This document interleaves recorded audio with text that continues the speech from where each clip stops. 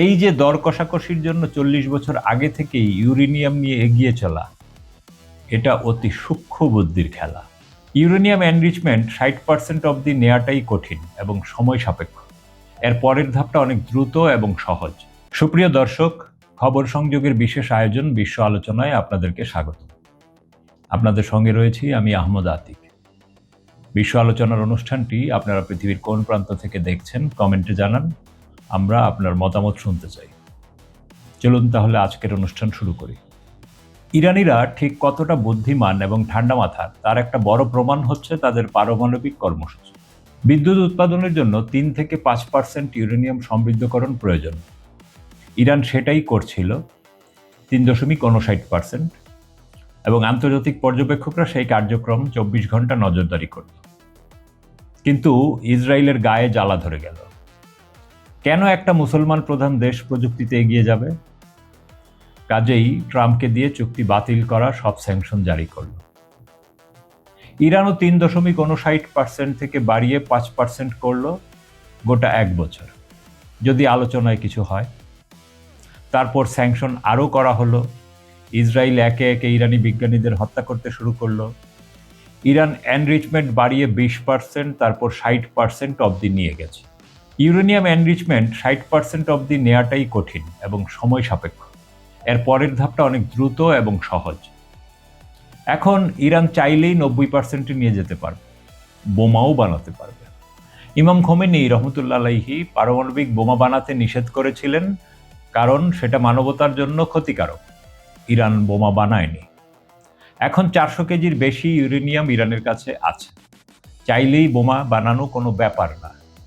কিন্তু ইরান বোমা বানাচ্ছে না। শুরু থেকেই এই ইউরেনিয়াম নিয়ে ইরানের কাজ ছিল ইসরায়েলের নজর এই দিকে আটকে রাখা।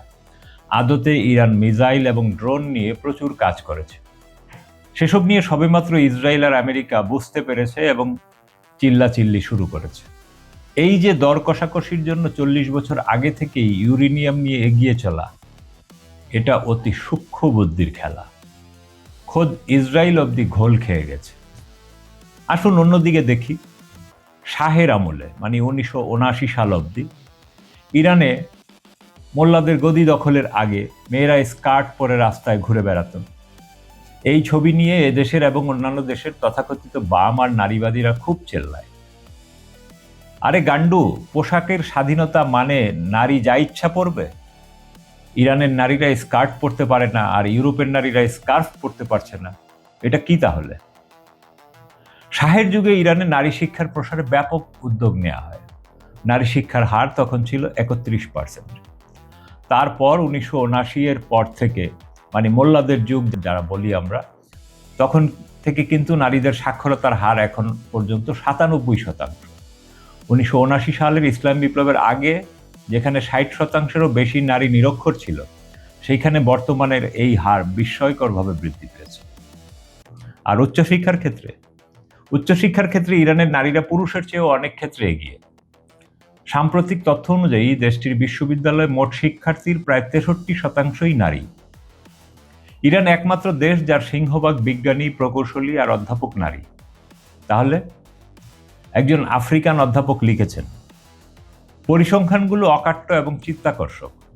1990-এর দশকের শেষের দিকে ইরানের বৈজ্ঞানিক প্রকাশনার সংখ্যা বছরে প্রায় 1000 গবেষণাপত্র থেকে 2018 সাল নাগাদ 50,000-এর বেশিতে পৌঁছেছে, যা বৈশ্বিক উৎপাদনে দেশটির অংশকে প্রায় 2.6% উন্নীত করেছে এবং সাম্প্রতিক বছরগুলোতে এটিকে ধারাবাহিকভাবে বিশ্বের শীর্ষ 15 থেকে 20টি উৎপাদনকারী দেশের মধ্যে স্থান দিয়েছে। স্কোপাস সূচীকৃত তথ্য অনুসারে ইরান 2020 সালে 71,000-এর বেশি এবং 2024 সালে 75,000-এরও বেশি উদ্ধৃতিযোগ্য গবেষণাপত্র প্রকাশ করেছে, যা এটিকে বিশ্বব্যাপী 17তম এবং ইসলামী দেশগুলোর মধ্যে দ্বিতীয় স্থানে রেখেছে। এই মূল ক্ষেত্রগুলোর মধ্যে প্রকৌশল এবং ভৌত বিজ্ঞান থেকে 40%-এরও বেশি গবেষণাপত্র এসেছে। ন্যানো প্রযুক্তিতে ইরানের দক্ষতা বিশেষভাবে উল্লেখযোগ্য। দেশটি একাধিক বছর ধরে ন্যানো প্রযুক্তি প্রকাশনার ক্ষেত্রে বিশ্বব্যাপী 4র্থ স্থান পর্যন্ত অর্জন করেছে এবং সাম্প্রতিক গবেষণা অনুসারে 2024 সালের হিসাব অনুযায়ী প্রতি বছর 10,000-এরও বেশি ন্যানো সম্পর্কিত গবেষণাপত্র প্রকাশ করে। এটিকে ষষ্ঠ স্থানে রেখেছে, যেখানে উচ্চ প্রভাবশালী Q1 জার্নালগুলোতে হাজার হাজার গবেষণাপত্র প্রকাশিত হয়েছে। ইরানের মোট বৈজ্ঞানিক উৎপাদনের প্রায় 20% ন্যানো প্রযুক্তি সম্পর্কিত, যা অনেক বৃহৎ অর্থনীতির দেশগুলোকেও ছাড়িয়ে গেছে এবং একটি সুনির্দিষ্ট উৎকর্ষের পরিচায়ক। স্ট্যানফোর্ড এলসেভিয়ারের 2024 সালের তথ্য অনুযায়ী শীর্ষ 2% সর্বাধিক উদ্ধৃতি বিজ্ঞানীদের তালিকায় 2772 জন ইরানি গবেষক রয়েছে, যেখানে একক বছরের কর্মক্ষমতা সূচকে 2500 জনেরও বেশি গবেষক স্থান পেয়েছে, যা পূর্ববর্তী বছরের তুলনায় 207 জনেরও বেশি বৃদ্ধি নির্দেশ করে। ইসলামিক ওয়ার্ল্ড সায়েন্স সাইটেশন সেন্টারের অধীনে স্বাধীন বিশ্লেষণে দেখা গেছে যে 2025 সালে বিশ্বের শীর্ষ 1% শতাধিক উদ্ধৃত গবেষকদের মধ্যে 22টি শাখায় 1000 জনেরও বেশি ইরানি থাকবে। ফলিত ক্ষেত্রগুলোতে স্বাভাবিকভাবে উদ্ধৃতি ম্যাট্রিক্স প্রায়শই বৈশ্বিক গড়কে ছাড়িয়ে যায়, যা পরিমাণ এবং গুণমান উভয়কেই প্রতিফলিত করে। এই অগ্রগতি সুচিন্তিত চিন্তার ফল। 1979 সালের পর বিশ্ববিদ্যালয়ে ভর্তির হার নাটকীয়ভাবে বৃদ্ধি পায় এবং সাম্প্রতিক বছরগুলোতে উচ্চশিক্ষায় মোট ভর্তির হার 60% ছাড়িয়ে গেছে। ইরান প্রতি বছর লক্ষ লক্ষ STM স্নাতক। STM এর পূর্ণরূপ হল এসতে সায়েন্স, টিতে টেকনোলজি, ইতে ইঞ্জিনিয়ারিং এবং এমতে ম্যাথমেটিক্স। তো ইরান এই ধরনের গ্রাজুয়েট তৈরি করে, যেখানে নারীদের একটি উল্লেখযোগ্য এবং ক্রমবর্ধমান অংশ রয়েছে। বিশ্ববিদ্যালয়ের শিক্ষার্থীদের মধ্যে প্রায়শই 50%-এরও বেশি এবং বিজ্ঞান ও প্রকৌশলে PhD প্রার্থীদেরও একটি উল্লেখযোগ্য অংশ নারী। তারা কিভাবে এই উল্লেখযোগ্য সাফল্য অর্জন করলো?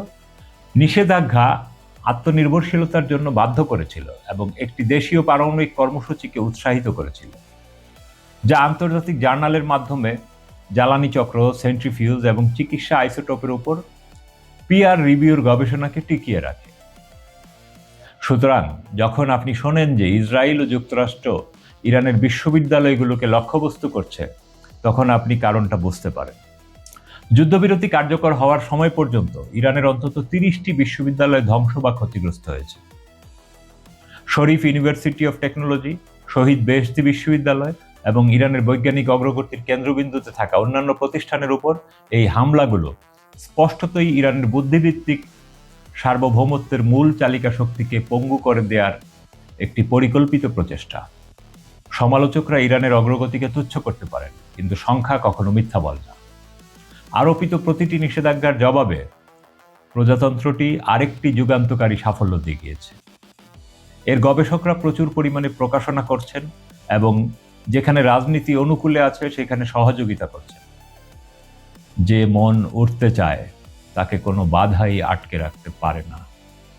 শেষে এই দেশের শ্রেষ্ঠ উচ্চশিক্ষা প্রতিষ্ঠানের নির্বাচিত নেতা পাহাড় থেকে ইউরেনিয়াম এনে সেটা দিয়েই বোমা বানিয়ে ফেলবে, এরকম ঘোষণা দেয় আমাদের দেশে। এরা জানেই না প্রাকৃতিক পরিবেশে ইউরেনিয়ামের পরিমাণ 0.7% মাত্র, আর আমাদের দেশের পাহাড়ের ইউরেনিয়াম উত্তোলন কখনোই লাভজনক হবে না। একটা দেশ কতটা দেউলিয়া হলে এইসব জঞ্জাল নেতা নির্বাচিত হয়, চিন্তা করুন। আপনার মতামত কি? কমেন্টে জানান। ভিডিওটি লাইক করুন, শেয়ার করুন এবং চ্যানেলটি সাবস্ক্রাইব করে বেল আইকনে ক্লিক করুন যেন পরবর্তী খবর মিস না হয়। দেখা হবে পরের বুলেটিনে। ততক্ষণ সুস্থ থাকুন, ভালো থাকুন। খোদা হাফেজ।